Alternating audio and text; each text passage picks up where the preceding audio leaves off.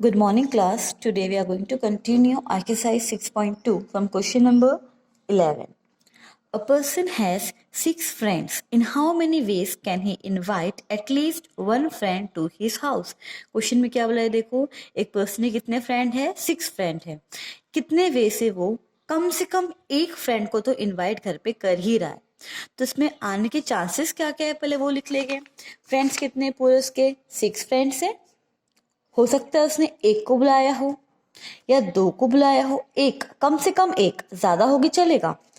Question ने बोला at least one, मतलब एक, ज्यादा होगी तो चलेगा. या 3 को इनवाइट किया होगा या 4 को या 5 को या 6 को. तो प्रोबेबिलिटी लिखे किस की हम देखो. अब 6 फ्रेंड से हो सकता है वो एक को बुलाया हो, या फिर ऑप्शन आया हो सकता है उसने 2 को इनवाइट किया हो, या फिर और ठीक है, या फिर 3 को बुलाया हो, या फिर 4 को इनवाइट किया होगा, और 5 को इनवाइट किया होगा, या फिर 6 को इनवाइट किया होगा. तो यहाँ पे सब यहाँ पे क्या ऑप्शंस है कि इतने में से तो ऐसा आ सकता है कंडीशन कि वो इनवाइट किया होगा. तो बस हम इसको अब सॉल्व कर लेंगे. समझ में आया क्वेश्चन? क्वेश्चन में क्या कहा था कि 6 फ्रेंड से और 6 में से उसने कम से कम एक को तो इनवाइट किया ही है. तो हम यहाँ पे लिख रहे हैं प्रोबेबिलिटी कितना चांसेस है यहाँ पे इनवाइट करने के. तो कम से कम एक है, या एक को बुलाया हो या 2 को बुलाया होगा या 3 को या 4 को या 5 को या तो पूरे को बुलाया होगा. तो हमें तो यहाँ पे सारे ऑप्शंस लिखने हैं. इसके लिए हमने यहाँ पे क्या और यूज किया है. समझ में आया? अब बस सॉल्व करना है. 61 ये आपका 6 हो जाएगा, और मतलब प्लस मैं डायरेक्ट कर रही हूँ, आप फॉर्मूला पुट करके सॉल्व करना इस चीज को. ठीक है ना? ये क्या हो जाएगा 6 और 2 तो कर देती हूँ. 6 5 2 1 2 3 जा. ओके, सो नेक्स्ट और है 63, मतलब 6 into 5 into 4 upon 3 into 2 into 1. 2 2 जा एंड 3 2 जा. 5 टू 10 10 20 20 आ गया आपका. ये थर्ड सॉल्व करेंगे हम.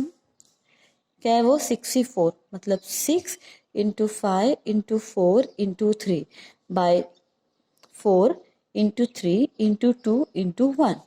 तो 4 4 3 3 कर 2 3 जा 3 5 जा 15. ये आ गया आपका प्लस 15. नाउ 5 का 65 सॉल्व करो, आपका वो आपका 6 ही आएगा. और आगे क्या है आपका? और में 61, मतलब आपका ये 1 ही आएगा. ओके, तो यहाँ पे लिखो 6 और ये आपका होगा 1. डायरेक्ट किया है, आप अपना कैलकुलेशन शो करना है आपको. ठीक है, अब इस पूरे को एड अप कर दो तो आपकी वैल्यूज क्या आ जाएगी? 63, and this will be your answer. आया समझ में किस वजह से क्वेश्चन सॉल्व करना है हमें? Now next question. In how many ways 5 book be selected from 8 different book so that a particular book is always selected, a particular book is never selected. अब देखो, हमने पिछला भी क्वेश्चन किया था जहाँ पे एक को सिलेक्ट करना ही है मैनेजर को, और एक में था कि सिलेक्ट करना है बाकी नहीं करो वो भी चलेगा. तो वो क्वेश्चन थोड़ा यहाँ पे मिलता जुलता है. यहाँ पे क्या बोला है कि हम लोग को 8 बुक में से यहाँ पे कितना बुक सिलेक्ट करना है? 5 बुक सिलेक्ट करना है. अब उसमें कंडीशन है, अभी देखो हम सॉल्व कर लेंगे उससे. टोटल यहाँ पे कितनी बुक है? 8 बुक्स है. ओके, 8 बुक्स है, और 8 बुक्स में से क्या बोला है यहाँ पे कि आपको इसमें से कितना? 5 बुक सिलेक्ट करना है. आपको 5 बुक्स सिलेक्ट करने हैं. अब इसमें कंडीशंस भी आगे हैं. क्या बोला है? पहला वाला क्या बोला है? A particular book is always selected. एक जो बुक उसमें से ऐसी है जो हमें हमेशा सिलेक्ट करना ही है. इट मीन्स क्या हुआ हमारा कि एक बुक सिलेक्ट करना है. 8 बुक है, इसमें से हमें सिर्फ 5 ही सिलेक्ट करना है. मतलब जो आपका नीचे होगा वो टोटलिंग 5 ही होना चाहिए. आपका एक बुक आपको सिलेक्ट हमेशा करना है. 8 में से आपकी एक बुक आपको सिलेक्ट करना ही है. उसको हम साइड में लिखा, उसको साइड में लिख लिया. कितना बचा अभी? और हमें 4 और सिलेक्ट करने हैं बुक, तो 5 होगा ना. 1 + 4 5. ठीक है, लेकिन कितने में सिलेक्ट करोगे आप? एक 8 में से तो आपने एक को रख लिया परमानेंट कि ये सिलेक्ट करना ही है. तो बाकी कितने बचे हमारे पास? 7 बुक बचे. और यहाँ पे ये भी लेना है और ये भी, इट मीन्स आपका यहाँ पे क्या आएगा, मल्टीप्लीकेशन। आप यहाँ पे एंड वर्ड यूज करोगे। यहाँ पे ऑप्शन नहीं है या तो ये एक बुक या तो ये 4 बुक, ऐसा नहीं, आपको 5 बुक सिलेक्ट करना है और 5 में कंडीशन दिया है आपको। कंडीशन में क्या बोला है, एक बुक आपको हमेशा सिलेक्ट करना है, उसके अलावा बाकी में से आप कोई भी 4 बुक ले लो। समझ में आया क्वेश्चन? सॉल्व करो ये 1, इसको सॉल्व करोगे आप, आपका आएगा ये 35, आपका आंसर होगा 35। ओके, इस वे से हम सेकंड क्वेश्चन भी करेंगे। सेकंड में क्या बोला है देखो, a particular book is never selected. मतलब ये 8 बुक में एक ऐसी बुक है जिसको सिलेक्ट नहीं करना है हमें। मतलब एक बुक ऐसी है जिसको हमें सिलेक्ट नहीं करना है, मतलब ये एक बुक को हमें लेना ही नहीं है। जब वो एक बुक को लेना ही नहीं है तो कितना बुक बचा आपके पास, 7 बुक बचा। ये एक लेना ही नहीं है आपको, तो मतलब कितने बुक बचे आपके पास, 8 थे, एक लेना नहीं है मतलब 7 में से आप कोई भी 5 बुक सिलेक्ट कर लोगे। आया समझ में क्वेश्चन? इस क्वेश्चन में क्या था, एक कंपल्सरी लेना है बुक, एक नाम दे दिया गया कि ये बुक लेना ही है और बाकी 4 कहीं से भी ले लो आप। इस क्वेश्चन में क्या बोला है कि एक बुक लेना ही नहीं है। हमारे पास 8 बुक है तो एक को हटा दो। अब कितने बचे बुक आपके पास, 7 बुक बचे। अब 7 में से आप कोई भी 5 बुक सिलेक्ट करोगे तो हो गया यहाँ पे 7C5। सॉल्व कर लो इसे आप, आपका आंसर आएगा 21। आया समझ में? Now next question, question number 13. A student in 12th standard commerce stream has to appear for exam in 7 subjects. It necessary to pass in all the subjects to pass an exam. Certain minimum marks must be obtained to pass in a subject. In how many ways can a student appearing for the exam fail? Question में क्या बोला है देखो, यहाँ पे appear किया exam के लिए, कौन सा क्लास है, 12th, और इनके सब्जेक्ट कितने पूरे, 7। उनको सर्टेन यहाँ पे मार्क्स चाहिए कम से कम ताकि वो पास हो सके। ओके, बट आपको बोला है कितने वे से बच्चे यहाँ पे फेल हो सकते हैं। तो बस क्वेश्चन समझो, क्वेश्चन में क्या बोला है आपको कि यहाँ पे 12th में पास होने के लिए 7 सब्जेक्ट है। अगर 7 में एक मिनिमम मार्क्स वो गेन करता है, इट मीन्स वो पास है। तो आपको ये शो करना है कि वो बच्चा यहाँ पे फेल होने का चांसेस क्या है, वो शो करना है आपको। तो अगर कोई बच्चा 1 में फेल होता है तो वो फेल ही गिनाता है, वो 2 में फेल हुआ तो भी फेल गिनाएगा, 3 में फेल तो भी फेल में काउंट होगा, 4 में, 5 में, 6 में, 7 में, तो वो फेल ही होगा। तो फेल होने के चांसेस यहाँ पे क्या क्या है, अगर 7 सब्जेक्ट में से वो 1 में फेल हो सकता है, हुआ होगा, या फिर वो 2 में फेल हुआ होगा बच्चा, या फिर वो 3 में फेल हुआ होगा। यहाँ पे हम क्या ऑप्शंस लिख रहे हैं, तो यहाँ पे हम यहाँ पे क्या यूज कर रही हूँ, वर्ड और। क्लियर है? या फिर वो 4 में फेल हुआ होगा, या फिर वो 5 सब्जेक्ट में फेल हुआ होगा, या फिर वो 6 में फेल हुआ होगा, या फिर वो पूरे में फेल हुआ होगा। आया समझ में क्वेश्चन? आपको क्या शो करना है कि वो उसके फेल होने के चांसेस, कॉम्बिनेशन आपको दिखाना है कि फेल कितने कैसे हो सकता है। तो अगर वो बंदा 1 में फेल है तो फेल गिनाएगा, 2 में फेल तो फेल गिनाएगा, अगर पूरे में फेल तो फेल ही गिनाएगा। हमने सारे यहाँ पे अल्टरनेटिव्स लिख लिए, अल्टरनेटिव था इसके लिए यहाँ पे हमने और वर्ड यूज किया है, एंड नहीं। ठीक है, अभी सॉल्व कर लेना है। तो ये हो जाएगा 7, तो ये सॉल्व करो, 7C2 आपका आएगा 21, 7C3 आपका आएगा 35, 7C4 भी 35 आएगा, 7C5 आपका ये हो जाएगा 21, 7C6 7, 7C7 1। आपको इसका पूरा कैलकुलेशन शो करना है, मैंने यहाँ पे डायरेक्ट दिया है। ओके, इसको ऐड अप करो, आपका आंसर आएगा 127। आया समझ में? Now next question, question number 14. In how many ways can a hotel owner subscribe 3 newspaper and 2 magazine from 8 different newspaper and 5 different magazine available in the city? If a particular newspaper is to be selected and a particular magazine is not to be selected, then in how many way can this selection be done? Okay, तो question में क्या बोला गया यहाँ पे जो hotel के owners है उन्होंने 8 पेपर, कौन सा, न्यूज़पेपर में से 3 पेपर सिलेक्ट किया है और मैगजीन 5 में से उनको यहाँ पे 2 सिलेक्ट किया है। बट यहाँ पे क्या बोला गया है कि आगे a particular paper is selected, एक पेपर को हमेशा सिलेक्ट करना है और एक मैगजीन को सिलेक्ट करना ही नहीं है। सबसे पहले हम लिखेंगे, हमें क्वेश्चन में दिया क्या है, कॉम्बिनेशन टोटल कि 8 उसके पास कौन से पेपर है, न्यूज़पेपर्स है, ठीक है।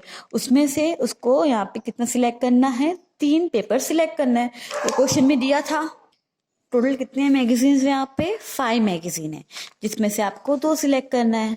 5 मैगजीन में से आपको 2 मैगजीन सिलेक्ट करना है। हमारा डायरेक्टली इसका कैलकुलेट करते कितना होता, 8 7 6, ये आपका होगा 3 2 1, इसको सॉल्व कर लो तो हो जाएगा 5 4 और ये होगा 2 1, कट 3 2 ज़ा 2 2 कट 7 8 ज़ा 56 5 2 ज़ा 10, आपका सिंपल ये आता आंसर। बट ये क्वेश्चन में आपको क्या बोला गया है कि एक ऐसा यहाँ पे पेपर है जो आपको हमेशा सिलेक्ट करना है, मतलब इसमें भी कंडीशन दिया हुआ है, इसमें भी कंडीशन दिया हुआ है। तो क्या बोला पेपर में कि एक पेपर ऐसा है जो आपको हमेशा यहाँ पे सिलेक्ट करना है। बाकी कितने पेपर बचे आपके पास, 7 बचे।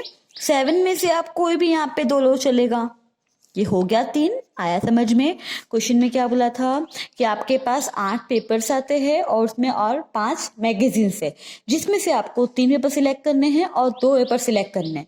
बट यहाँ पे एक और कंडीशन दिया है, क्या बोला है कि जो पेपर है उसमें से एक पेपर आपको सिलेक्ट करना ही है, तो मतलब एक सिलेक्ट करना ही है कंफर्म, और उसके साथ साथ बाकी जो 2 पेपर बचे, कितने बचे पेपर यहाँ पे हमारे पास, 2 बचे है ना, एक हमारे हो गए, 3 पूरे है ना, तो बाकी 2 किस में से हो गए, एक तो आ गया मतलब 7 में से।